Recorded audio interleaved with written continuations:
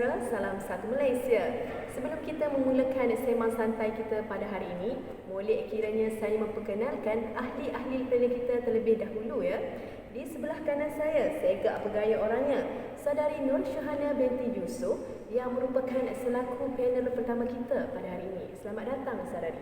Terima kasih Saudari Zulaikha. Baiklah, di sebelah kiri saya comelote orangnya, Saudari Nur Afini binti Syuhimi yang merupakan selaku panel kedua kita pada hari ini. Selamat datang Saudari. Terima kasih Zulaikha atas jemputan.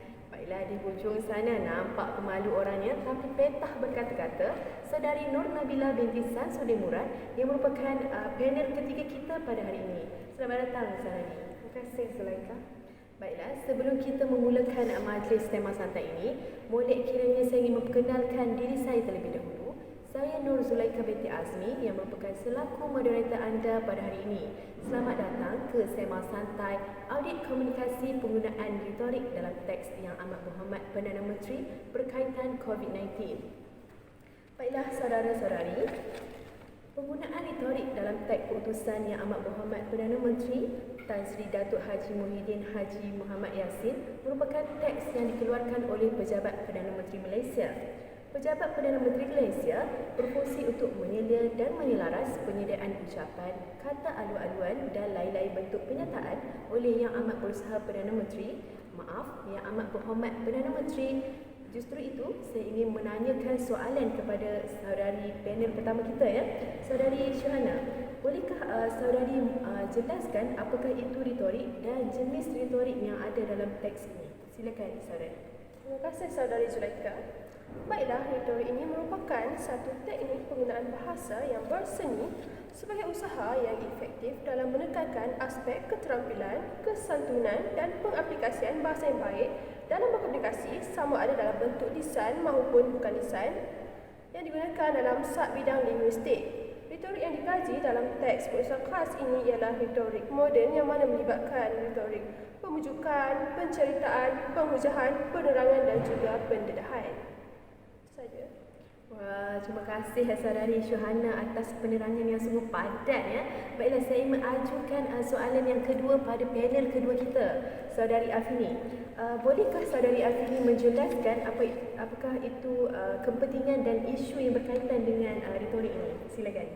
Okay, baik, terima kasih Saudari Zulaikha. Baiklah, retorik ini dah dilihat sebagai komponen yang membolehkan pembentukan mesej menjadi lebih menarik, seterusnya menghasilkan penulisan maupun ucapan yang berkualiti bagi mencapai khalayak sasaran. Jadi, penulisan sedia ada tanpa disedari sebenarnya telah mengaplikasikan unsur-unsur retorik melalui penghasilannya. Namun begitu, kajian bagi membuktikan penggunaan retorik yang semakin galak dipraktikkan ini masih lagi tidak mencukupi. Justru audit komunikasi berkaitan penggunaan retorik dalam teks keputusan khas Yang Amat Berhormat Perdana Menteri berkaitan pandemik COVID-19 ini perlu dilakukan bagi penghasilan sebuah keputusan yang lebih berkualiti. Baiklah, terima kasih Saudari Afini dah bersemangat ni berkata-kata.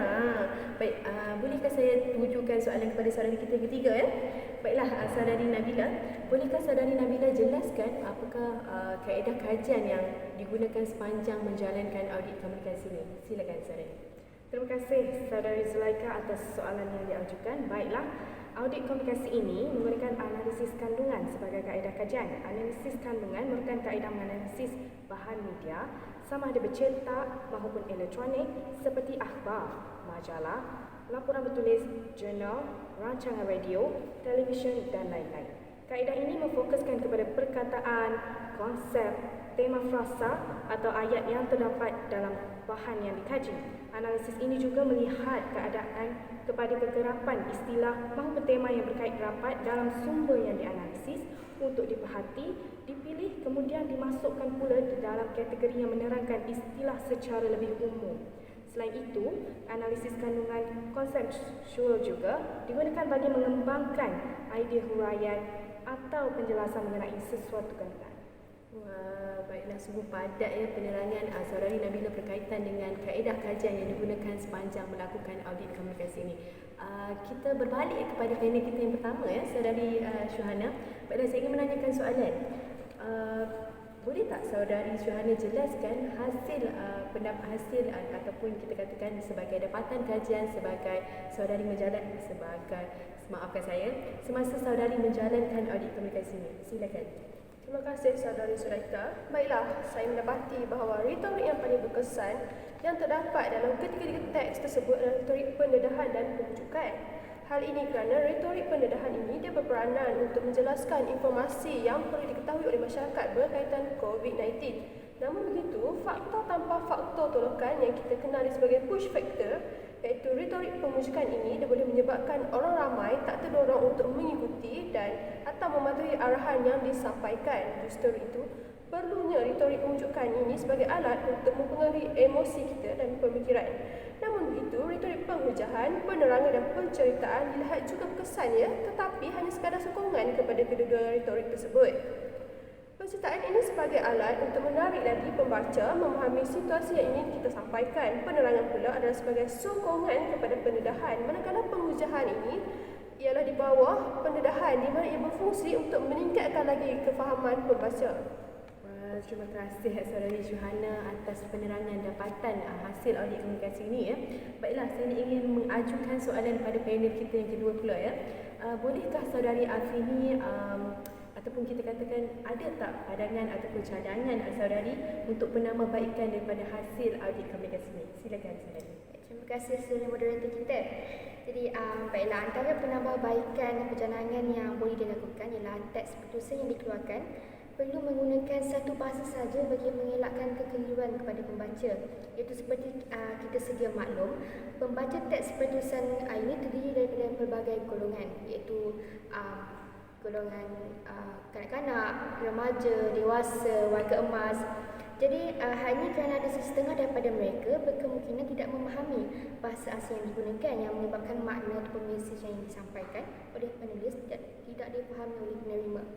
Jadi hal ini kerana teks putusan yang dikeluarkan sebelum ini mengandungi bahasa asing iaitu bahasa Inggeris. Di selain itu, penulis teks juga perlu menguasai ilmu retorik agar lebih faham dan fasih serta mempunyai pengetahuan yang lebih mendalam supaya menghasilkan penulisan yang lebih berkualiti. Terima kasih saudari Afini atas cadangan yang kita kata cadangan yang boleh kita buat penambahbaikan ya. Saya nampak saudari Nabila macam ada sedikit nak tambah. Silakan saudari. Terima kasih saudari Zulaika. Ya, saya ada nak tambah sedikit ya. Bagi saya, teks putusan khas yang amat berhormat Perdana Menteri ini hanya terdapat di dalam bentuk portable document format PDF saja, di mana hanya setengah golongan saja yang dapat membaca. Justru itu, kami ingin mencaratkan bahawa teks ini perlu dimasukkan juga ke dalam surat khabar harian supaya semua orang boleh membacanya, terutamanya golongan tua. Hal ini kerana tidak semua golongan umum mempunyai kemudahan telefon bimbit dan internet. Bagi golongan yang tidak mempunyai kemudahan tersebut, sudah tentu sahaja mereka akan terlepas informasi yang cuba disampaikan oleh Yang Amat Berhormat Perdana Menteri. Seperti yang kita sedia maklum, teks ini juga terdapat di dalam bentuk video, iaitu video putusan yang dimasukkan ke dalam siaran televisyen, tetapi tidak semua orang peka dan cakna akan hal tersebut kerana mereka dengan mudah sahaja akan terlepas menonton video putusan tersebut. Jadi amat penting sekiranya teks putusan juga dimasukkan ke dalam surat khabar. Terima kasih saudari Nabila atas cadangan yang diberikan. Baiklah, saya rasa setakat ini saja perkongsian kita pada hari ini. Banyak input ya yang saya dapat daripada ketiga-tiga panel kita pada hari ini. Dahlah cantik, bijaksana orangnya. Baiklah, saya ingin mengucapkan ribuan terima kasih kepada ahli panel dan saya ingin memohon maaf andai ada salah dan silap sepanjang saya mengendalikan sembang santai ini. Assalamualaikum warahmatullahi wabarakatuh.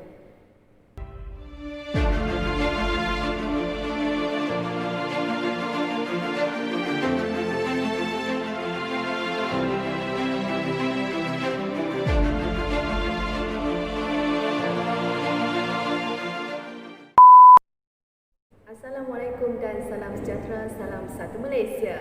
Baiklah, sebelum kita awak lagi. Aku tengah gabung juga. Assalamualaikum.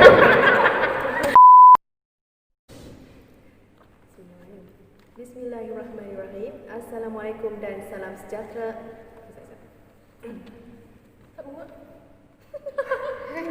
selalu hak ni dah lupa.